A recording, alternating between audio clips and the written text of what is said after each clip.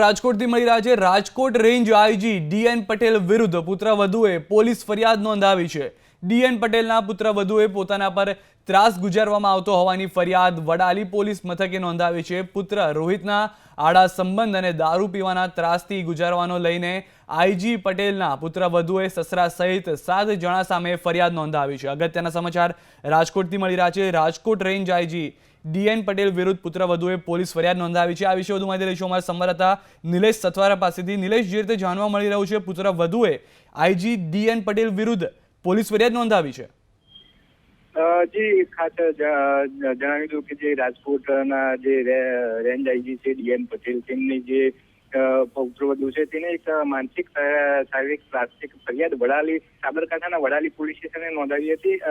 જે ડીએન પટેલ જે range IG છે તેમનો જે રોહિત પટેલ નામનો પુત્ર છે, જે પુત્રને જે પત્ની હતી તેને માનસિક ત્રાસ આપ્યાની એક ફરિયાદ વડાલી પોલીસ સ્ટેશન નોંધાવી છે। જે ફરિયાદી જે રોહિતની પત્ની જે હિરલ પટેલે આ ફરિયાદ વડાલી પોલીસ સ્ટેશનમાં ફરિયાદ નોંધાવી છે, જેમાં જે રોહિત પટેલના જે છે તે પતિ તેને અન્ય યુવતી જોડે પણ શારીરિક સંબંધ હોવાનું બહાર આવ્યું છે। જી, મહત્વનું છે, રોહિત તરફથી કઈ પ્રતિક્રિયા જાણવા મળી છે? રેન્જ આઈજી તરફથી કોઈ પ્રતિક્રિયા જાણવા મળી છે?